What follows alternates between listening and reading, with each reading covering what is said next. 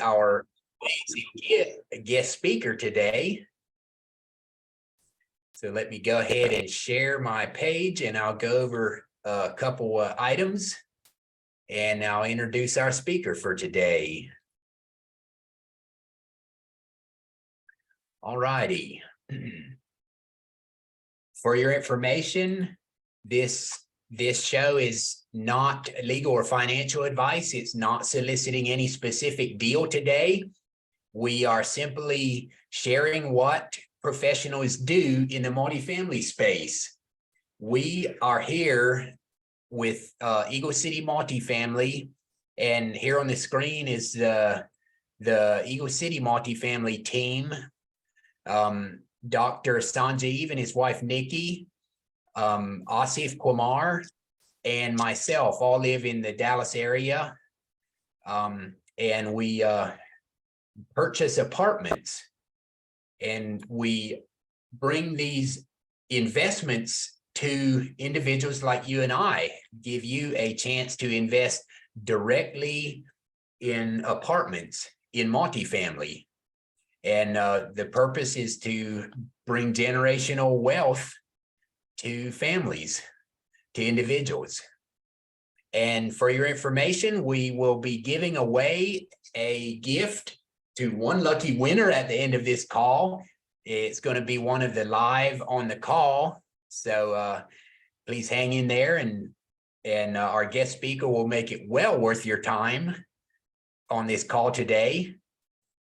Buying Multifamily in Today's Market by Wesley Yates. And I'll go ahead and introduce our guest speaker today.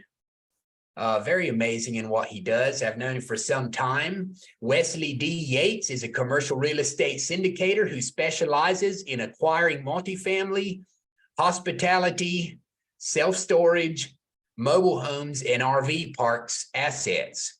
He started in 2019 and has a wide range of experience from commercial real estate to the financial services industry. Prior to starting in his real estate career, Wesley served as active duty Marine for 9 years. During his time in this service, he mentored and trained over 2,000 individuals for leadership and development roles. He was recognized in 2013 by Congressman Ralph Hall for his outstanding character and service to his community.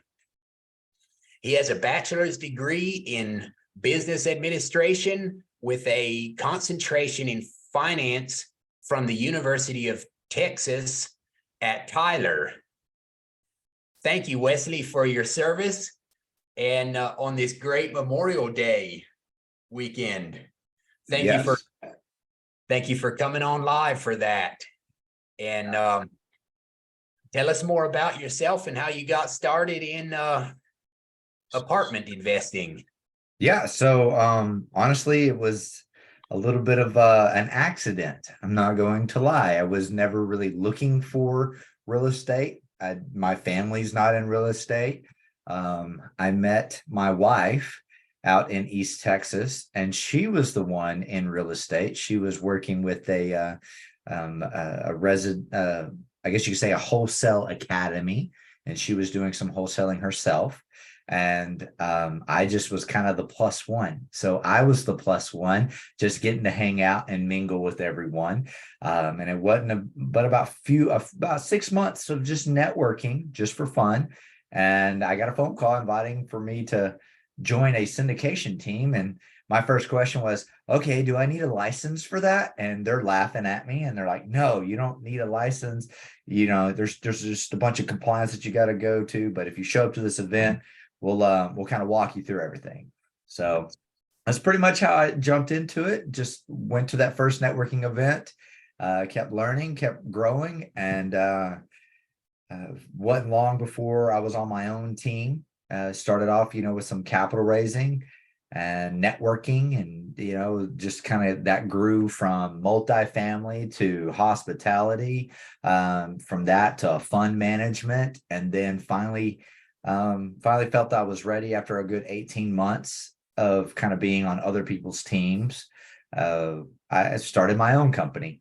Once we started our company in November of 2020, I spent about 3 months getting 3 to 5 months getting everyone in the right place. And then we went crazy on syndications and closed on 5 complexes that first year. We had a total of 7 under contract and had 2 of those. The seller ended up defaulting on us, but still managed to hit a little over 70 million under management, closing on that in that first 13 months of running my own team. So I felt that that was a big accomplishment, and just continued exploring other avenues of commercial real estate, figuring out other ways that I could bring value to other teams. So one of the areas that I'd been having troubles with was a good commercial mortgage brokerage that wouldn't just, sell you on, yes, I can get you this interest rate. And then, when you come time to sign your loan terms, it's, oh, wait, this is not what we discussed. This is nothing like it. But you're kind of at that point where I don't have an extension. I'm down to closing. This is the best we can do. And you're almost stuck with either accepting less than favorable terms or losing the deal altogether.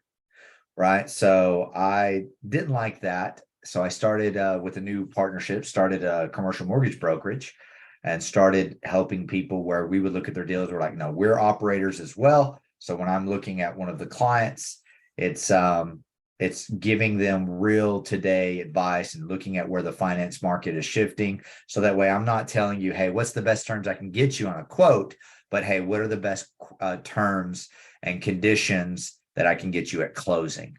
And we're very, very big on telling people the true. I don't like to sell people. We're going to give them, the best thing way I can do. And if you bring me another term or another broker, I'm going to give you advice on that and tell you, yes, I think that's doable. You should go with it. I've sent people and told people, yes, you need to lock that in with them.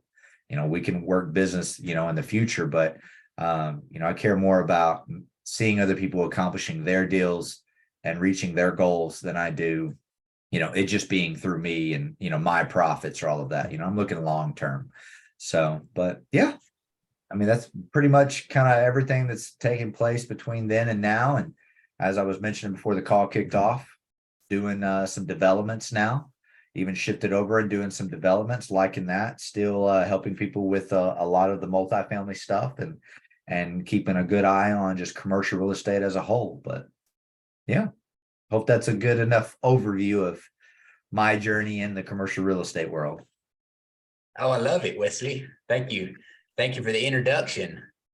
Yeah, tell us a little bit. And by the way, anyone on the call is welcome to ask questions, right? I'll watch the chat and as more people join as well. And you're welcome to post your questions in the chat, raise your hand or unmute and start talking at the end, right? Wesley, would you tell us a little bit more about where the market is going, or how to, what kind of deals to look for in this market, in today's market? Yeah. Well, I mean, we all know the interest rates are still on the rise. I think just last month we got another 25 basis point hike. Now, a lot of people feel like this is it. This will be the ceiling. But I know a lot of people that said that 50 basis points ago. So, yeah, it's still on, it's in the Fed's hands on what we're doing. And the best you can do is strategize on, how to buy with that, with the higher interest rates, mainly on the bridge loans. It's, we're seeing double digits on some of those bridge loans. You can still find some private equity groups that'll probably come down to the, 7.5s and 8.5s. I've gotten a few of those for a few of the clients. And I would say right now, looking at what to buy and where to buy, it's still, just kind of like any market. It depends on your overall goal and it depends on your overall risk tolerance. If you're still okay, I know some people that are out there that as long as you've got a strong management company and a strong contracting group, I would say, yeah, keep after those value adds. Keep after those, class C's. It's still, it's now more than ever important to buy in at the right price. You always make your money in your buy anyway. And then that way, if you're talking about a 2 to 3 year exit, do we feel like we would be back in an upswing here in the next 2 to 3 years? I would say yes, and a lot of the other experts in the industry would feel that that was a safe bet. But multifamily is become more competitive over the last 2, 3 years. A lot to thanks to COVID, a lot to thanks to a lot of the syndication groups out there. I think I was looking at a study alone on just the number of syndicators coming to the market had increased on average of about 200 to 300%. So, that's a lot of syndicators.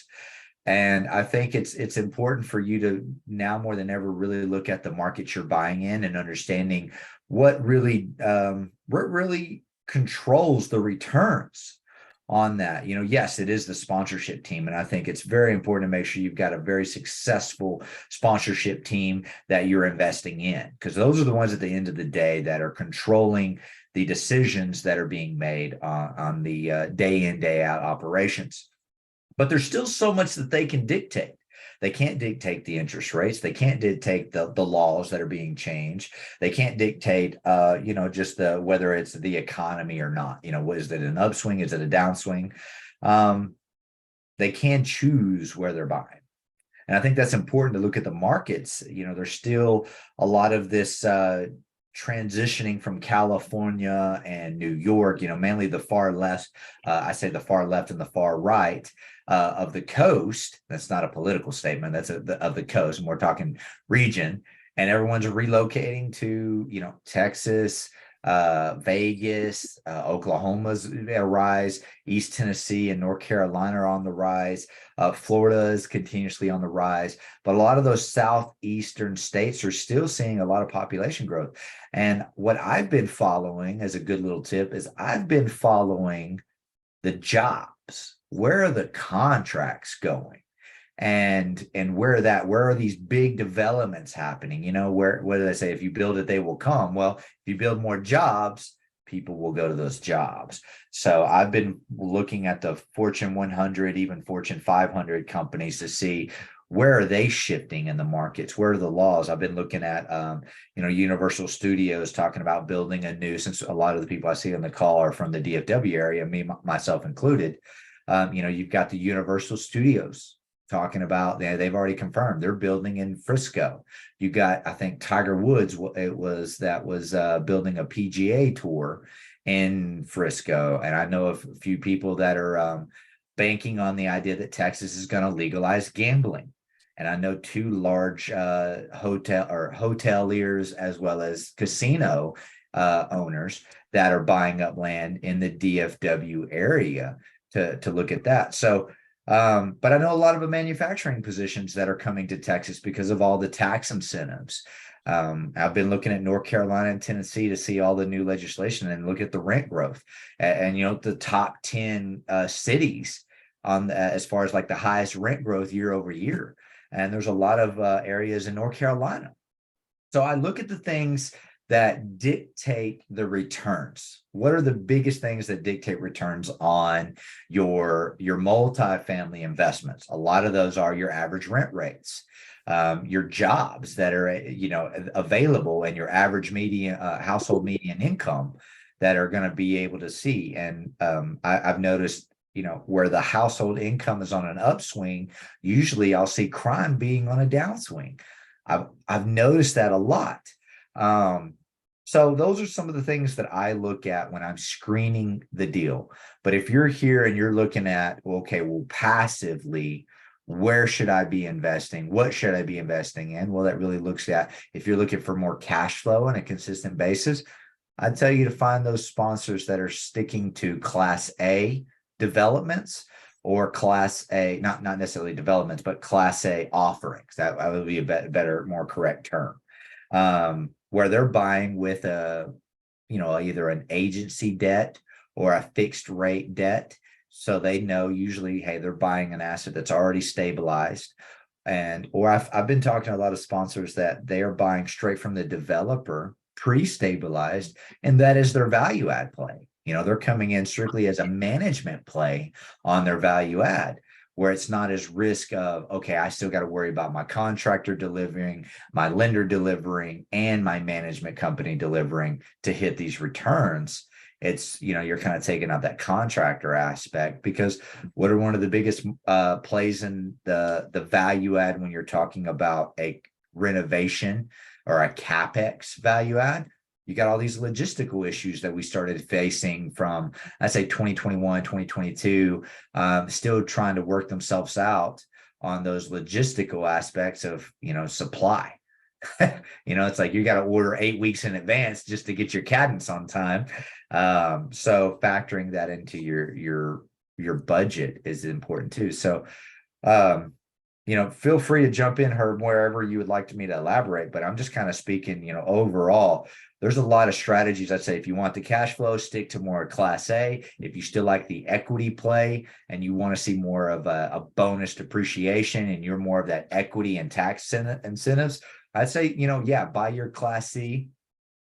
But we've noticed here recently, Herb, I don't know if you saw it, but Arbor Capital, I think is what they go off of, but they just foreclosed on a 3,200 portfolio and down in Houston. I mean, it made news. I think Wall Street Journal actually ended up writing an article on it. I saw that. Yeah. So I saw that. I would say that a lot of these more inexperienced sponsors, unfortunately, with the rising interest rates and them buying their properties on a floating rate without purchasing what they call a cap rate lock, which is where, you'd be, let's say it's a 1% cap rate lock. Think of it as if you buy your bridge loan, let's just say 6%. Well, that cap rate lock will cap it at 7%. And then they'll start cutting those checks. So that way, I've got one property that I bought and we closed on it like a little over 6.5% interest rate. We're now at 11.5%. Oh. And it was just one of those where I'm trying to encourage them. I'm like, we got to refi. I've been saying it for about 8 months now. We got to refinance. And it's hard to get, teams to necessarily look, not just the current market, but what's coming. So what I've been telling a lot of people that like value add, go to lenders. Go to lenders and ask them, hey, do you have a pre-default list or a default list? And so that way maybe they will work with you and you can buy it straight necessarily from the lender. If they do go through foreclosure, you can already be working with them. That's a good trick to still get those. Because you're in the lending market too, right, Wesley? Yes. So that's good information there. Yeah, Wesley, would you talk a little bit more about the classes? I know earlier in the call you talked about Class C and value add strategies, and then later you're talking about A class. Would you speak about the classes a little bit to us? Yeah, no. So think of it as classes almost like a grade. Everyone remembers back in high school or college where you wanted an A. That was like the best. Well, Class A, I mean, this is more about condition that we're talking about. So something brand new, and you can say, within maybe, 5 years old, to some will even go as far as to say 10 years old, if it's been properly maintained and maintenance wise, would call that a Class A. Your Class B is something, 10 to 20 years old. And then anything from, 20 years old to about 40 years old would be your Class C. Now, if it's been mismanaged, it's in a bad neighborhood, where I'd say Class D just stands for don't go there. So you can probably think of a few of those markets that are that Class D. They're just like, oh boy, you better not go tour your property at night. Okay, if that comes to mind, it's a Class D. Let's go for those. Yeah. But I know a lot of people that it's what is their strategy? And it's a lot of their strategy is to what are their investors looking for and who do they have good connections with? And I kind of mentioned earlier in the call, if you've got a strong property manager and they're really good at that value add or that lease up, then work with them and look at those markets. But I would say from my own personal experience, the same property manager in DFW would not be the same property manager that I use out in like Lubbock or Amarillo. Right. So look at that. Look at that very closely on your property management when you're selecting, what asset type to go after. And these are important questions to ask too. If you're looking to invest into someone else's deal, ask them, who is your property management company? Have you done any deals with them before? How are they performing? Hey, are they managing anything in this market? That's a good question. And then another question we ask is, who's your contractor? Who is your GC? Are they a big pop, or are they a big program, or are they small mom and pop, more local to just this MSA? So a lot of that stuff really dictates on how comfortable you should be investing into another syndicator's deal, as well as you becoming a syndicator. Those are probably the top three that I would tell you. Vendors, this is your supportive staff that you should have before you even really start putting out offers. 1, property management company. 2, a contractor, if you're doing that, if you're doing any kind of renovations. And 3 would be a good broker or a lender. Those 3 things are going to really determine on how successful your business plan, as well as they will work with you in a lot of times to help work on your performa. So that's something that I used to always do before I put in an offer. Is I had a performer for my property management, I had soft bids from my contractors, and I always got soft quotes from my broker to see, hey, today's terms, where am I going to be able to get at with this asset if I were to go after, and this would be my business plan. Hey, Wesley, I have a question. Yes. So you said that you had a deal. This is Asif Kamar. I'm a partner of on Eagle City. You said you had a deal. You guys closed on 6%, correct? Floating rate. Now it is on 11% of floating rate. 11 and a half. 11 and a half. How you are going to be survived, because your payment is going to be double. Yeah, and that's a good question. They've been doing capital calls. The general partnership team has been pretty much paying that out of pocket. Now, unfortunately, with where I was in that position, I kind of about 9 months ago told them, hey, you've got this much time frame. You need to either fire this property management or get them to get the lease up to being, above 85, 95% to be able to make, to be able to scale with this rising interest rate. And I also told them, hey, y'all need to start shopping while you still have the reserves to do that. They didn't want to listen to me. So I worked out an agreement with them, and I had none of my own investors in that. I basically just turned over my shares of that deal as a partner. Unfortunately, that was the situation I was in, but when you've got a sponsorship team that does not want to listen to you, sometimes it's better to walk away from any equity than it is to go down with the ship. So I even tried to come back around with my brokerage and say, hey, let me get you some soft quotes. Let me get you some terms with a new lender that would be able to, bring that back down to 6.5% interest rate fixed. So they turned it down. Understand, why did it not go to refinance? Because the market rate is 5.4 for 10-year fixed for interest only. Or if you want to go for interest and principal, maybe it's going to be 1 year interest and 4 year plus, 4+ year is interest and 6%. But I didn't see anybody is paying about 11%. Yeah, a lot of that had to do with there is no way. Yeah, well, it did not qualify. They didn't meet the terms for an agency debt. Oh. Yeah, so what happened? So, and that was why I said the two big, one of the biggest areas, two of the biggest problems with that asset was it was 120 units, and the property management company that we went with, they were about on average of 20% occupancy below 20%. I'm talking occupancy, 20% on average below the market average. I don't know about you, But 6 months of that, I'm firing you. And my vote was to fire them. Get a new property management company in here that's hitting the market average at least. And they just never would. They were worried about switching properties. They're worried about the property management suing them. A lot of it was I would say that don't operate under fear. Don't Oh, operate yeah, under fear. no, definitely. I agree, because property manager, they are already making 3%. They don't care if your ship is going to be floated or not. Yeah. They don't Oh no, care. they never hesitated to get paid. They never had they took their monthly paycheck. They had no problem. But I mean, So, there was days where we would call during business hours and they weren't even there. We would send our sponsorship team out there to tour property. The on-site management wasn't even there. mhm. So, and I was like, why are y'all still sticking to go with them?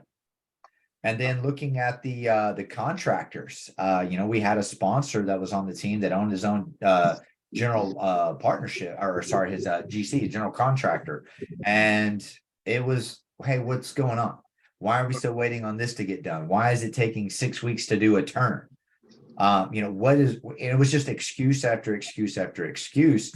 And I mean, you can see, it was no lie. I was in the Marine Corps for a while. I don't like excuses, and I don't mind getting into someone's butt. I don't mind being the bad guy, but the team that I was a part of, it was very much like, don't ruffle any Yeah, feathers.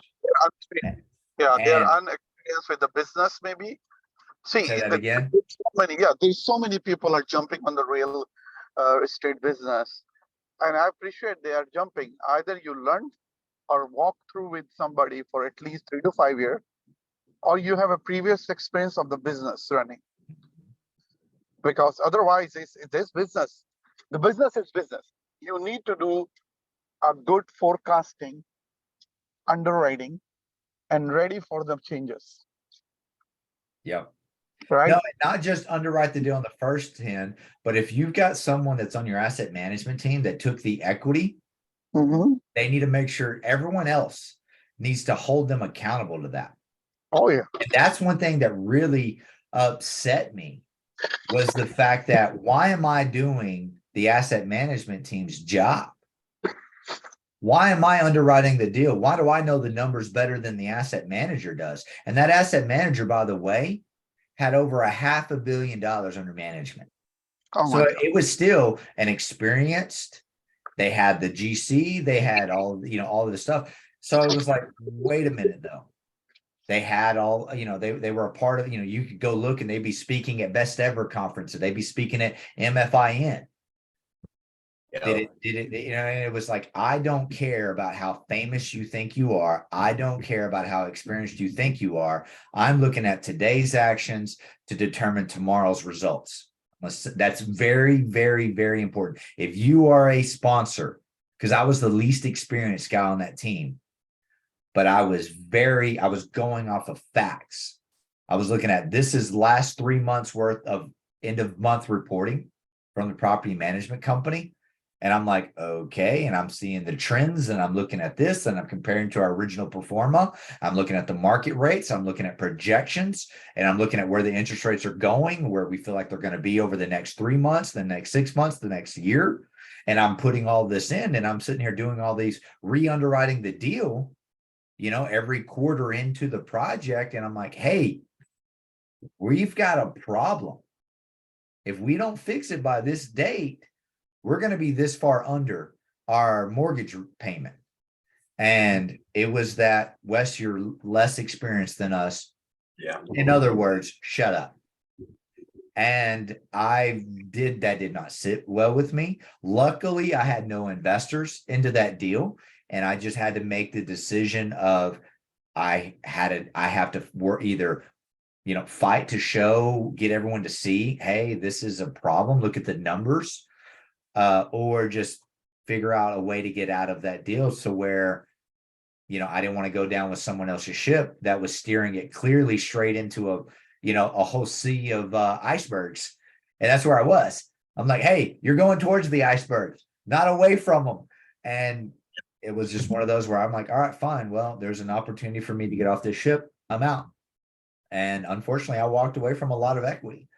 but I don't regret it because I'm still looking at that project and I'm still looking at it at this point just to see how right I was. And as you heard, I was saying this when interest rates went up to 7.5. And I was watching them still on the up climb. And I'm like, y'all need to get out of this. Y'all got to get out of this loan. Y'all got to refinance. Y'all got to get a new property management. We need to get the right contractors in here. But some people are stubborn and some people let their egos get in their way. I don't care if I'm right or if I'm wrong. I care about are the results on track to deliver for not just the sponsorship team, but the investors team. You know, that's very important to me.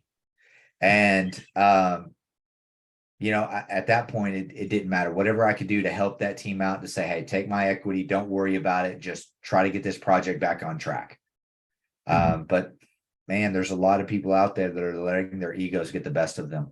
And they're Wesley, not communicating. yeah, that's amazing, Wesley. We see how important it is to partner with a great GP team, right? The sponsorship team that you know, like, and trust, right? And you also talked about where to invest. Texas, Vegas, East Tennessee, North Carolina, Florida, some really great markets. And you also talked about where the jobs are going, the Fortune 500 companies, basically. And so are there any other things that would point people to what to look for or what markets to look for in? Yeah, I would say, yeah, follow the population trends, follow the job trends, and really look at rental rates. And you can a lot of this stuff and figure out where that's going. But I mean, now more than ever is time to get in where, you know, you want to try to get your off-market deals. I still stand by this. I mean, I work with a broker a lot, and a lot of the broker that you think is your friend, even getting off-market deals, they're still at it. They have a very much a single mindset. Get as high of a price that they can for their asset so that they get as high as a commission as possible. I don't like brokers. I really don't. I think the first thing a broker does is take the price that the seller may be asking for and mark it up. I don't like brokers. I really don't. And I've got a lot of good broker friends that I worked with, and I'm not going to lie to you. They very much misled me. And so you need to make sure that whoever you're going to, whether it be direct to seller, that broker, a wholesaler, a network of someone that just brings deals to their network, do your own due diligence. Never take someone else's word as gold. Absolutely. That's what we do. We look at the area, the specific deal we're looking at. We look at the median household income, a lot of things, the crime rate, the schools. Look at the cap rates. Cap rates, you make money on your cap rates.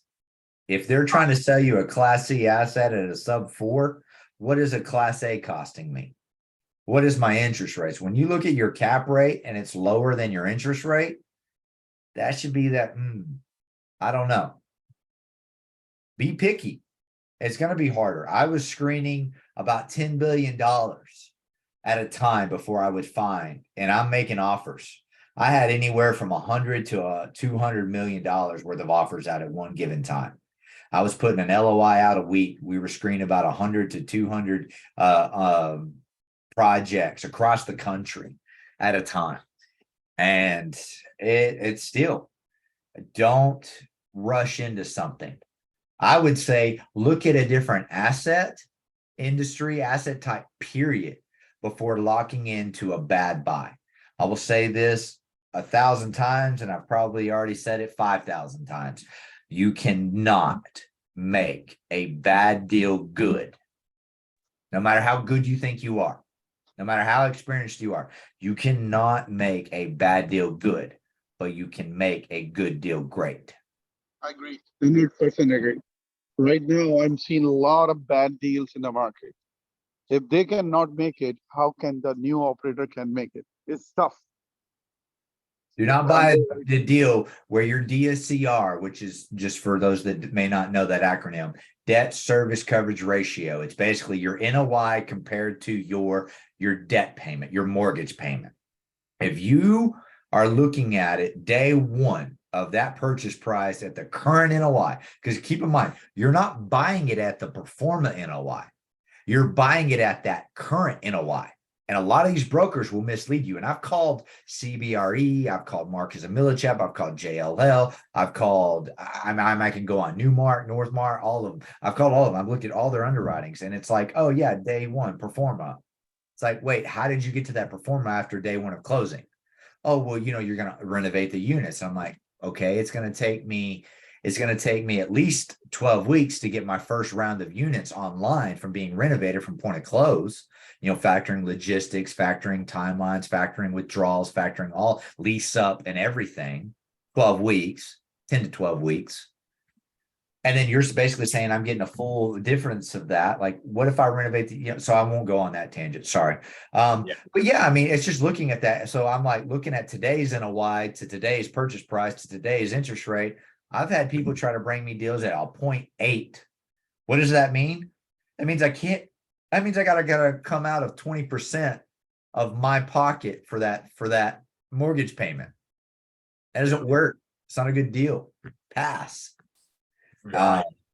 And then that's why I'm looking at a lot more of these truly either go class A, and this would be my opinion, either go fully class A, where it's stabilized already, and you're just buying it to hold it and be okay with a longer hold time and just be good with it.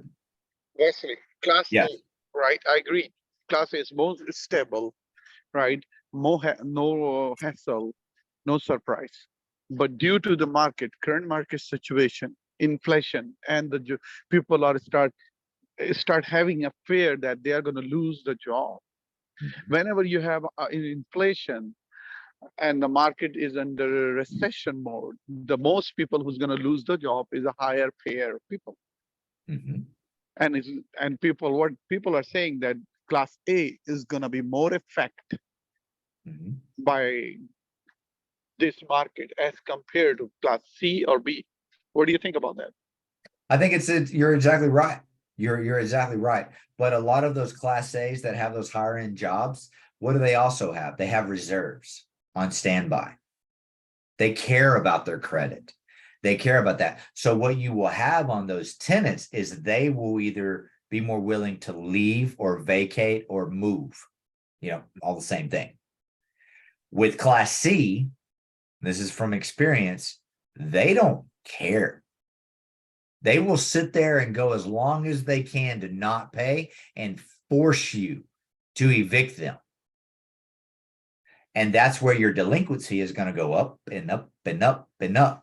I looked at one project that had an 18-month average delinquency. It was bad. That was one of those projects I was telling you about that the seller ended up defaulting on because about 60% of his property was going to have to be evicted because they hadn't, on the application, it said former address, a tent, meaning they were homeless. Oh, wow. Yeah. Right. So, I would say, yeah, Class A, look at the markets, look at where they're at, see what's going on there. Class C, I would be very skeptical. Make sure that I would look at the delinquency rating a lot. Any project right now, I want a true T12. I don't want a PDF scanned by the broker. I want a T12 from the property management company in an Excel format. That's what I would want before I would even consider an offer. But yeah, you can still buy these distressed projects where it's a management distress, where they just haven't been able to figure it out. And look at the lenders, get that discount. Even lenders now are trying to take, are willing to take a haircut on some of them. You got to think they're in that project for about 75% of the purchase price. That's what they gave the loan on. So if you can buy it at that rate in today's market, you've got some of that equity already in your favor. So buying multifamily is a hard play right now. You're not seeing the cash on cash that you used to. You're down in the sixes, you're down in the sevens. Some are even down below that. But with the right debt, I would make sure you've got the right lender that's willing to work with you. And I would honestly say secondary markets might even be a better buy. Some of these growing secondary markets, like go look at north. I'll give you a secret here that I was looking at for a while. Look at north of DFW. Look up in Sherman, Texas. I'm going to throw this out there as a golden nugget. I'm not going after it anymore, but I looked at the data.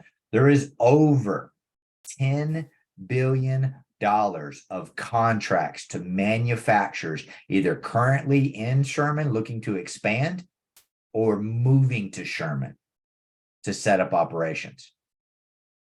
There's a lot going on out there. That population is about to double, if not triple, in the next 5 to 10 years.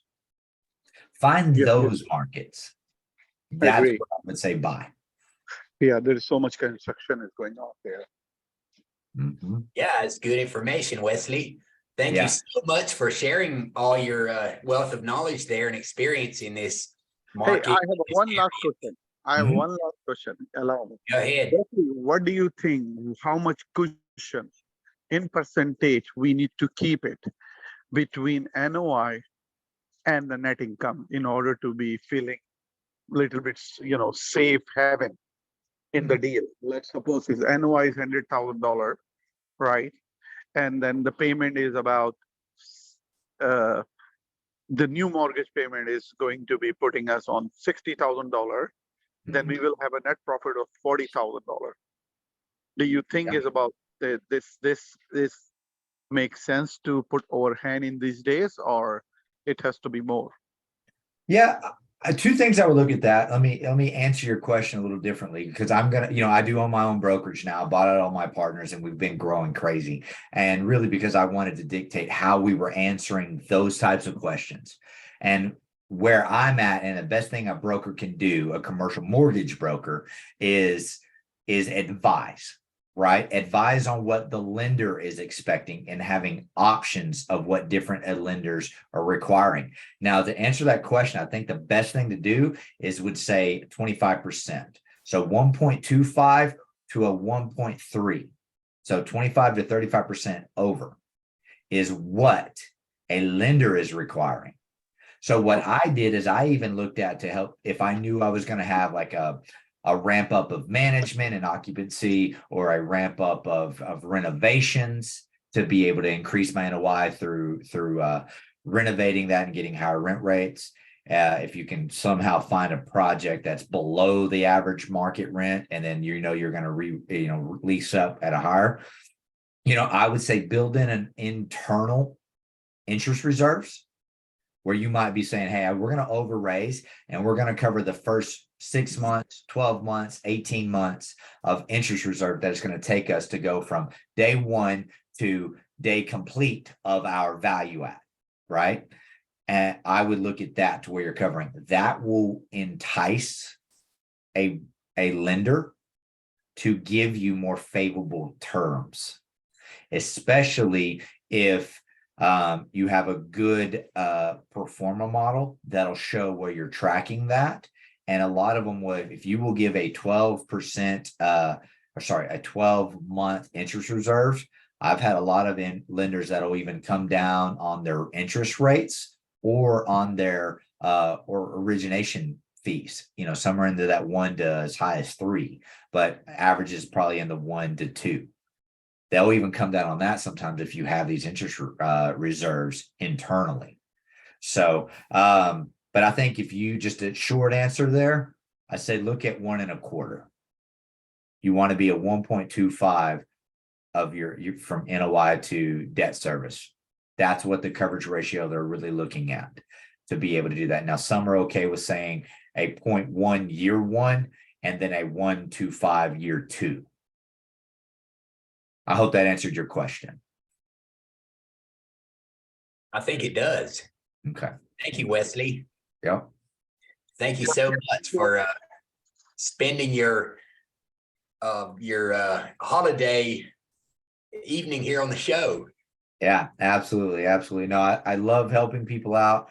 Um, Something that I will do through my brokerage, any of my brokers, if anyone has a deal that they are penciling out, that pencils out for you, and you're thinking about making an offer, something I would encourage you to do is come to us and get a soft quote. Let me shop some debt for you. So that way you can make sure, hey, if you're factoring an 8.5, and I come in and I go, hey, actually, I think I can get you this 7.25. Because I just got you this interest rate, 7.25. I've discussed with the lender. They said, yes, that would be what they feel that they would close at. It's a 60-day close time. I can, shop the debt and give you that soft quote so that you can fine tune that offering to be as competitive as you can be and feel more confident on your pro forma through that first, through that holding time. So we will do soft quotes. You do not have to have the project under contract for us to pull soft quotes for you. We want to help you shop the debt. We want to help you be competitive on your offerings and be successful closing your deals. So if I can do any bit of soliciting of my services outside just the education, hit us up. We will be in Centroid Lending. And we would be happy to do that. I don't know, Herb, if you want to put an email out there that they can email that. And if anyone's actively pursuing, this is commercial real estate wide. We've done anything in North America. So I've looked at even stuff that's all the way over in Montreal, Canada. So we can help you out there. And I think that's the best thing that I would give any piece of advice that I personally can do. And if you don't have a property management company or a contractor, and I know someone in that market, I can give you referrals there too.